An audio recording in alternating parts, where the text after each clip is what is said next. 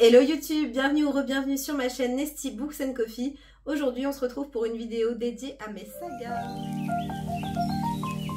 Je pense qu'on est nombreux dans ce cas-là, on a commencé plein de sagas, on en a fini certaines, on a envie d'en commencer d'autres et parfois on se laisse un petit peu entraîner. Et aujourd'hui je voulais faire le point avec vous sur toutes les sagas que j'ai terminées, que j'ai en cours, dans lesquelles je suis à jour. Enfin un peu tout ça quoi. Et je m'excuse, je n'ai toujours pas retrouvé une voix normale, je parle comme un canard.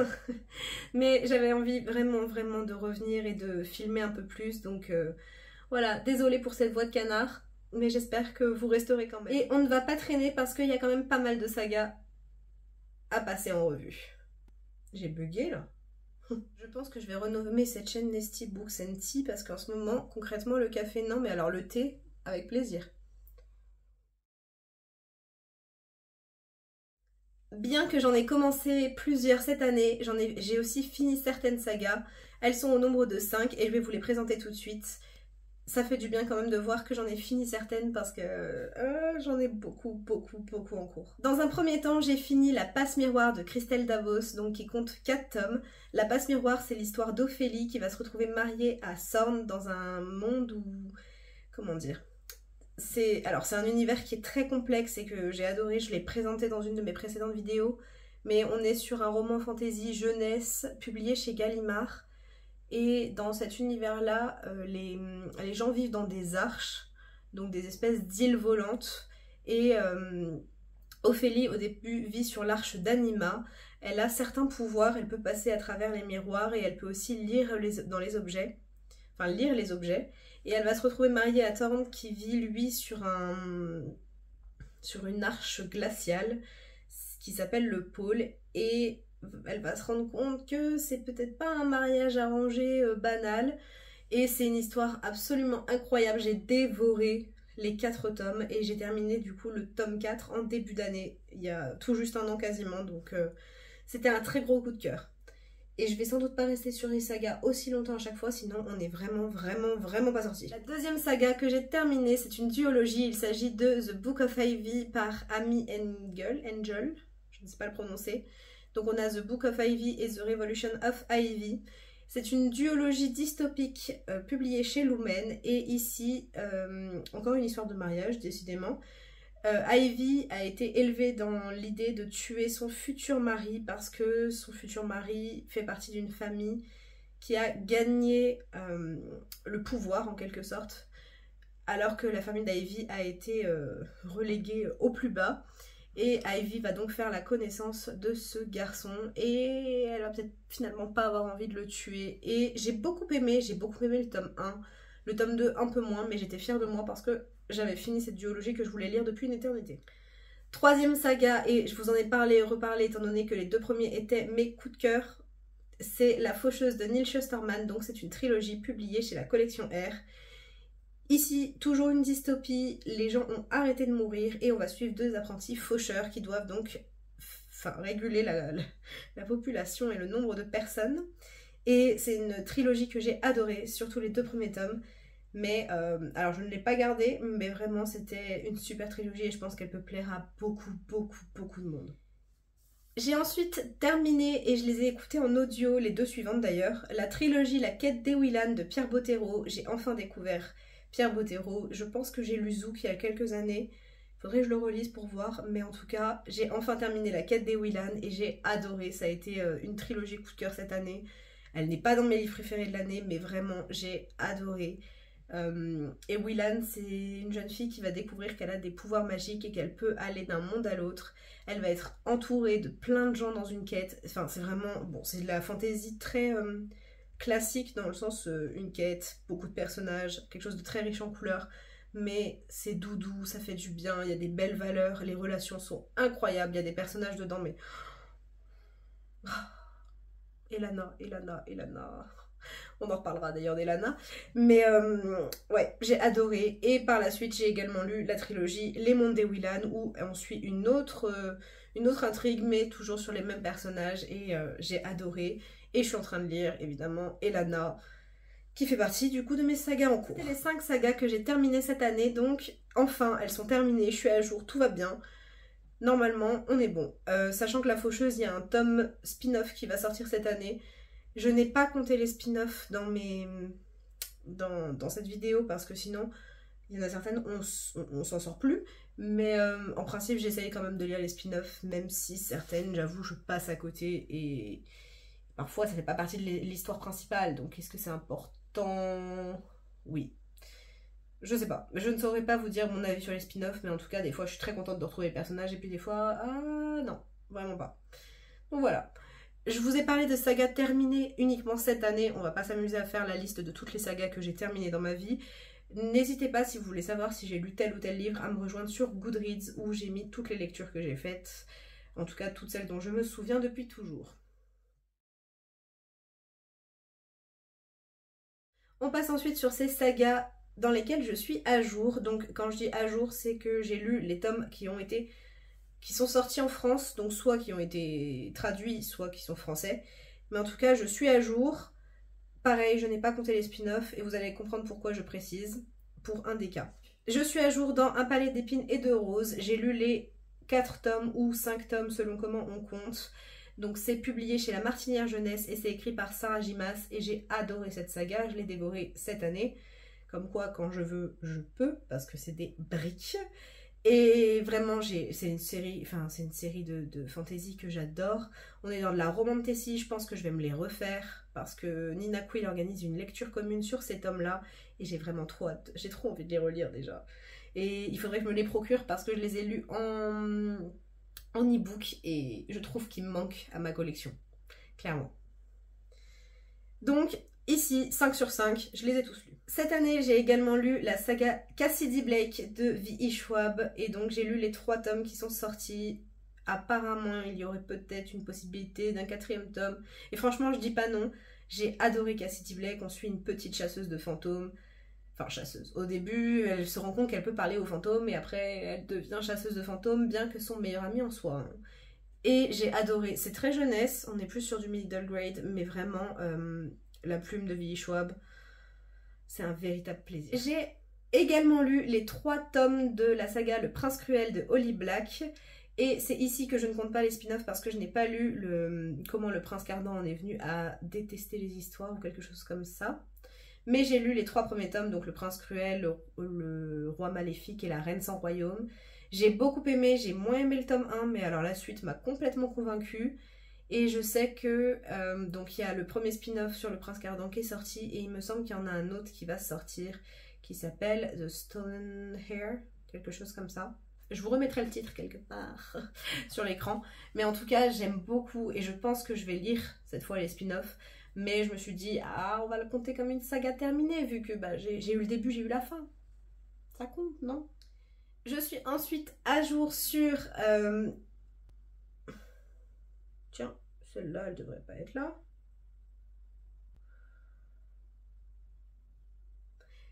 Je me suis rendu compte que j'en ai oublié une dans les sagas terminées où tous les tomes sont sortis et que j'ai terminé.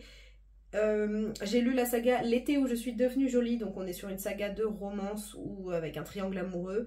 C'est publié chez Albin Michel et ils ont été réédités cette année à l'occasion de la sortie de la série, donc de l'adaptation Netflix.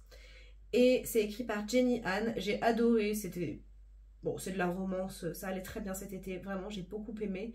Et je crois que j'ai versé ma larmichette quand même parce que il y a des moments... Et j'aimerais beaucoup lire les autres sagas de cette autrice. Je pense que je m'en ferai une cet été. On revient donc sur les sagas dans lesquelles je suis à jour. Excusez-moi, je suis pas très organisée aujourd'hui. Je suis à jour dans cette saga et ce n'est pas compliqué étant donné que pour l'instant il n'y a qu'un seul tome qui est sorti mais ça ne va pas durer. Il s'agit du tome 1 des Royaumes Immobiles, La Princesse sans visage, qui a été écrit par Ariel Holt et qui a été publié chez Slalom. Et ici, on est dans une saga de fantasy avec une compétition pour avoir le trône et des complots et de la magie. J'ai l'impression de décrire n'importe quel livre de fantasy. Je suis pas douée pour décrire les livres de fantasy et les particularités de chacun. Mais en tout cas, je suis à jour. J'ai lu ce tome qui est pour l'instant le seul et j'ai tellement hâte de lire la suite. Même situation pour le livre suivant. J'ai lu cette année L'Empire des femmes de Cassandre Lampert, qui est le premier tome de Sapientia, ou c'est l'inverse? Le premier tome de l'Empire des femmes qui s'appelle Sapientia. Je sais pas. Mais en tout cas, gros coup de cœur. C'était un énorme coup de cœur cette année. Et le deuxième tome sort en avril. Et j'ai hâte, j'ai hâte. Et l'autrice est adorable. Elle répond même aux messages sur Instagram. Donc vraiment une crème. Du coup, je pense qu'en attendant la sortie de celui-là, je me lancerai sans doute dans l'Antitone Mortel. Mais est-ce que c'est une bonne idée de commencer une nouvelle saga? Problème de lecteur. Et enfin, depuis très très peu de temps, je suis à jour dans Serpent and Dove, donc la saga de Shelby Mayerine qui est sortie chez De Saxus. Donc le premier tome s'appelle Serpent and Dove, le second Blood and Honey, et le dernier s'appelle Gods and Monsters, mais il n'a pas été traduit, et c'est pour ça que je dis que je suis à jour. Parce que je les ai lus en français, donc je vais continuer, quoique la fin du tome 2... Ah, j'hésite à me le lire en anglais. Peut-être que je me le prendrai en e-book en anglais. Bref, et en tout cas, donc Serpent and Dove, c'est une fantaisie, donc on suit l'histoire d'une sorcière et d'un chasseur de sorcières. C'est une fantaisie qui, moi, me fait mourir de rire. Les personnages parlent super mal, on frôle la vulgarité, mais c'est truculent, c'est excellent. J'aime beaucoup l'humour de ce bouquin. J'ai adoré, j'ai dévoré le dernier tome dès que j'ai pu vraiment me mettre dedans. Vraiment, c'était un plaisir, donc je suis à jour et ravie. Et on passe maintenant aux sagas en cours, donc les sagas qui soit n'ont pas fini d'être publiées, soit ont fini d'être publiées, mais je suis complètement à la bourre. Certaines, j'en ai lu qu'un seul, d'autres où je suis presque à la fin, mais non, enfin bon. C'est parti. La première saga que je n'ai pas encore terminée, alors que concrètement j'y suis presque, et que je me fais rattraper par la sortie du tome suivant, je pense. Il s'agit de Heartstopper de Alice Oseman. J'ai les 2 premiers tomes dans ma bibliothèque. J'ai lu le 3e à l'occasion... Comment ça se fait que je l'ai lu? Je sais plus. Mais en tout cas, j'ai lu le 3e et je n'ai pas encore lu le 4e tome. Mais j'attends qu'il les sorte en hardback pour aller avec la suite. Voilà, petit problème artificiel. Superficiel. Ouais, depuis que j'ai eu la grippe, mes mots, ils ont déménagé. Je suis désolée. L'histoire de Heartstopper, c'est 2 garçons qui vont devenir amis. Et puis, petit à petit, quelque chose va se développer entre eux. Et c'est plus que de l'amitié, voilà. C'est une histoire qui commence à être bien connue, étant donné qu'elle a été adaptée sur Netflix. Mais moi, je suis toujours à la bourre. Mais je rattraperai mon retard, j'espère, d'ici la fin de l'année. Je vous en avais parlé dans une vidéo précédente où je vous présentais 10 livres que je voulais lire avant la fin de l'année. Concrètement, c'est un échec, il y en a plusieurs que je n'ai pas lus. Dans cette vidéo, j'avais parlé du Chant des Sans Repos et je voulais lire la suite, ce qui n'est pas fait, donc je suis toujours à la bourre sur cette saga, mais elle est dans ma bibliothèque, elle est dans mes priorités pour le début d'année 2023. Le Chant des Sans Repos, c'est une fantaisie inspirée des mythes et du folklore africain où on va suivre 2 personnages qui vont avoir des destins qui vont se mêler. Et j'ai adoré, mais vraiment adoré le premier tome. Et qu'est-ce que j'attends pour lire la suite? On ne sait pas.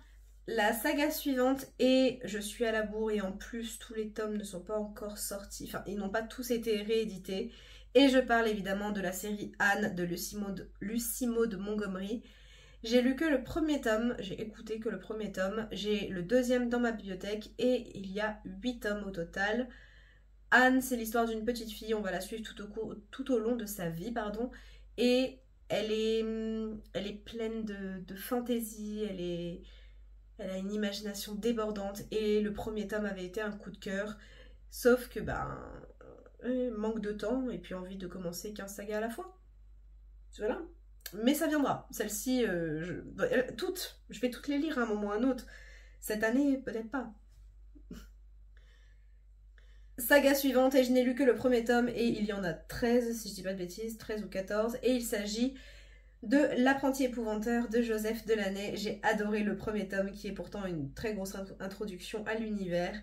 C'est publié chez Bayard, j'ai le 2e tome également au format poche chez Bayard, et j'aime beaucoup cette histoire, seulement il y a quand même 13 tomes. Alors ils se lisent très vite, mais j'avoue que là je suis plus trop dans l'humeur de lire un livre d'épouvante.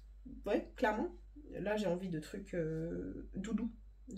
J'ai froid, je suis malade, donc doudou, forcément. Mais ça ne saurait tarder. L'apprenti épouvanteur, on parle d'un jeune homme qui va devenir épouvanteur, et donc il va avoir des missions, éloigner les spectres, éloigner les fantômes, et j'aime beaucoup la relation qui se développe avec son tuteur. Donc j'ai hâte de découvrir la suite. En plus il y a une petite sorcière qui s'appelle Alice et qui me fait mourir de rire. Et qui me fait penser à une de mes amies. Alice, si tu passes par là, coucou. Mais voilà, il y a une petite sorcière qui porte le même nom, donc ça me fait rire. Il m'en faut pas beaucoup.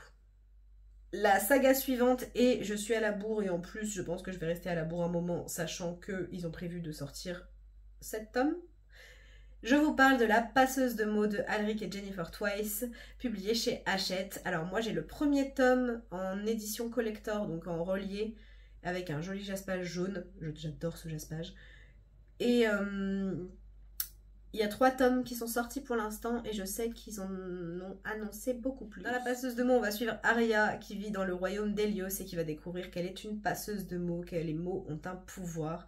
Et c'est une histoire que j'ai adorée, sauf que c'est des romans qui sont des véritables briques et que pour l'instant, seul le premier tome est sorti en collector. Et vous commencez à comprendre que je suis superficielle et que le deuxième tome dans ma bibliothèque, il faut qu'il soit du même format.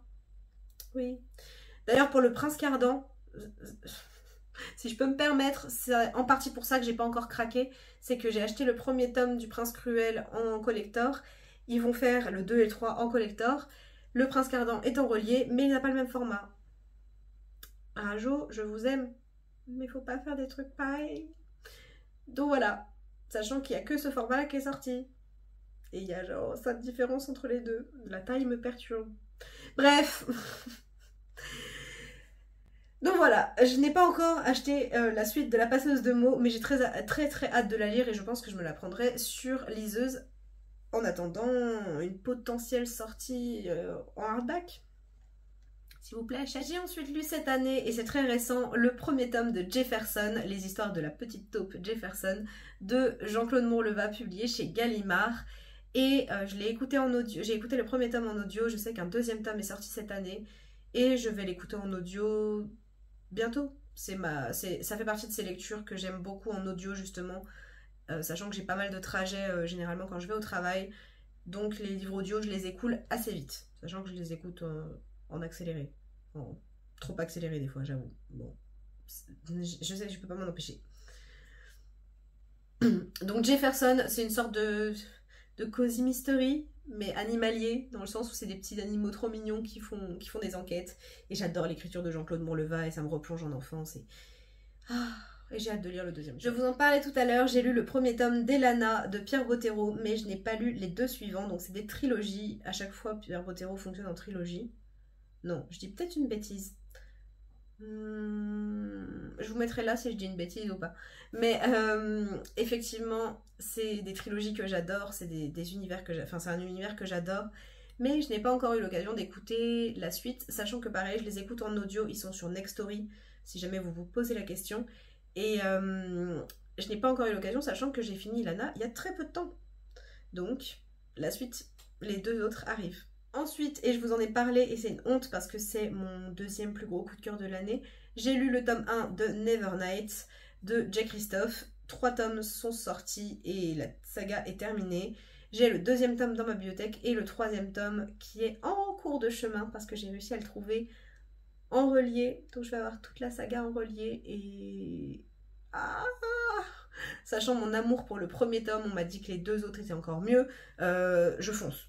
Jay Christophe, je fonce.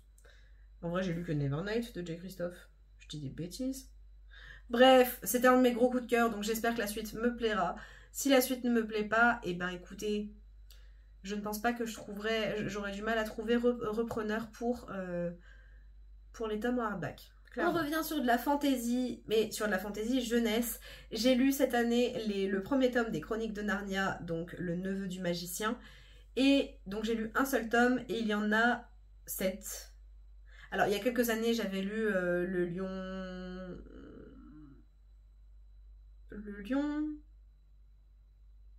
l'armoire magique et la sorcière blanche.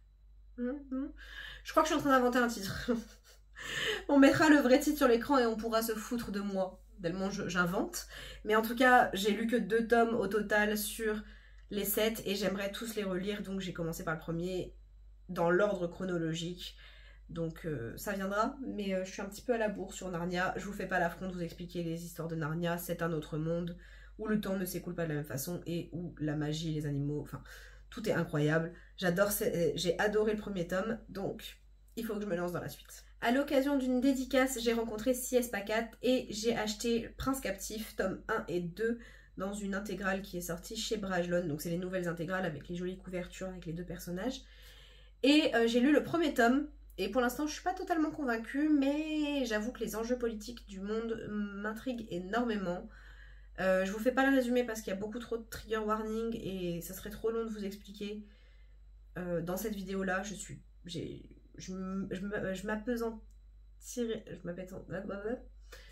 me pencherai beaucoup plus sur ce livre là dans le prochain update lecture parce qu'il fait partie du prochain update. Donc on en parlera à ce moment là, mais c'est de la fantasy adulte assez violente, donc renseignez-vous avant de le lire. Il y a 3 tomes, j'ai lu que le premier, il paraît que c'est le moins bien des 3, donc hâte de voir, sachant que j'ai le deuxième dans ma bibliothèque et qu'il est dédicacé. Je vais le lire, je suis obligée. Si jamais vous voyez mes yeux rouges, c'est... J'arrête pas de tousser, et du coup je m'étouffe, mais j'essaye de filmer quand même. Voilà, je meurs pour vous. Tout juste aujourd'hui, j'ai terminé le 2e tome d'À la croisée des mondes de Philippe Pullman, qui s'appelle La Tour des Anges, et d'ailleurs j'ai pas compris pourquoi ils ont traduit le titre en La Tour des Anges. En anglais c'est le poignard subtil ou le couteau subtil, et c'est beaucoup plus logique, mais bref. Je viens de finir, j'avais lu le premier tome il y a un moment maintenant, et je vous avoue que pour l'instant je suis pas convaincue de ce 2e tome, mais j'ai pas assez de recul. Et il y a un 3e tome, donc j'aimerais quand même finir cette saga, parce que le premier j'avais aimé, le 2e un peu moins. Peut-être que le 3e je vais adorer, ça arrive que le 2e tome soit moins bon. Récemment également, j'ai lu le premier tome des Monstres de Rookhaven, sachant que c'est une duologie publiée chez Lumen. C'est écrit par Padraig Kenny. Et j'ai le 2e tome dans ma bibliothèque qui m'attend. Et ça s'est lu très très vite. Donc j'ai plutôt hâte de découvrir ce 2e tome parce que je comprends pas pourquoi il existe. Étant donné que pour moi le premier tome se suffisait à lui-même. Pareil, on reviendra sur ce livre en update lecture et j'ai pas mal de choses à dire. C'est pas une réussite. C'est pas une franche réussite. Donc voilà. Si jamais vous voulez savoir pourquoi, déjà, rien que sur Goodreads, j'ai précisé parce que vraiment, il fallait que je partage sur l'instant T ce qui se passait. Mais sinon, les illustrations sont magnifiques et l'histoire est très belle. J'aime pas le livre, hein, mais c'est beau. Je suis désolée, je suis en train de craquer. Et enfin, j'aimerais un jour finir, parce que je n'ai lu que le premier tome sur les 5, la saga Percy Jackson de Rick Riordan. J'aimerais finir la saga Percy Jackson de Rick Riordan. J'y arrive pas. Rick Riordan. J'aimerais finir la saga Percy Jackson de notre bon ami Rick. Mais j'ai lu que le premier tome et j'avais en plus adoré, et j'ai les 5. Mais je n'ai pas encore pris le temps, donc il faut que j'avance parce que vraiment... J'aime beaucoup comment la mythologie est tournée, sachant qu'en plus il paraît que c'est l'écriture la plus jeunesse, enfin c'est la saga la plus jeunesse de l'auteur. Oui, je ferai tout pour plus redire son prénom, mais je vais vraiment... Je suis en train de craquer aujourd'hui, hein. C'est un gros n'importe quoi cette vidéo. Mais en tout cas, j'avais beaucoup aimé et je sais que c'est la plus jeunesse de ces sagas. Donc j'aimerais bien la terminer pour pouvoir lire la suite. Enfin la suite. Les autres sagas de l'auteur. Et voilà, j'aime beaucoup. Très récemment également, j'ai terminé le premier tome de Kéléana, donc de Sarah J. Maas. Il y a 7 tomes, dont 5 seulement ont été traduits pour l'instant chez La Martinière Jeunesse. J'ai adoré ma lecture, mais c'est pareil, je vous la garde pour le prochain update. Mais en tout cas, du coup, je suis très à la bourre sur cette saga, mais ça ne saurait tarder. Enfin, je vais rattraper mon retard. Déjà, j'ai le 2e tome dans ma bibliothèque, ce qui peut aider. Et j'ai également fini, alors je prends de l'avance, je ne l'ai pas encore fini, mais je pense qu'au moment où vous verrez cette vidéo, je l'aurai fini parce que je vais le finir ce soir. J'ai lu le premier tome de la trilogie de V.E. Schwab, Shade of Magic. Et donc, j'en suis à 1 sur 3, j'ai hâte de lire la suite. Et je maintiens, V.E. Schwab est une reine. Elle écrit trop bien, peu importe ce qu'elle écrit. Donc voilà. Je ne regrette pas de m'être lancée dans cette... Et voilà YouTube, j'ai terminé cette vidéo. C'était laborieux. Je n'arrive pas à parler, je rigole pour rien. J'ai toujours cette voix qui m'insupporte et en même temps ça me fait rire. J'espère que cette vidéo vous a plu. Si vous avez aimé cette vidéo, n'hésitez pas à la liker, à la commenter ou même à la partager si le cœur vous en dit. Surtout, n'hésitez pas à vous abonner. On a atteint les 300 abonnés et incroyable, c'est incroyable. La dernière fois que je vous ai parlé, on était à 250 et j'ai pas compris, c'est monté d'un coup. Donc merci, mille merci vraiment. En 2021, non, on est dans le passé. En 2023, j'espère pouvoir partager encore plein de choses avec vous. Et d'ailleurs, je ferai peut-être une petite vidéo objectif de l'année, clairement, parce que j'ai pas mal de choses à partager avec vous. Donc en tout cas, merci beaucoup. Je vous souhaite une très très bonne année 2023 parce que vous verrez cette vidéo début 2023. Mes meilleurs vœux, je vous souhaite tout ce dont vous avez besoin pour 2023. Voilà, c'est plutôt général. Nous, on se retrouve dans une prochaine vidéo et d'ici là, prenez bien soin de vous. Bye.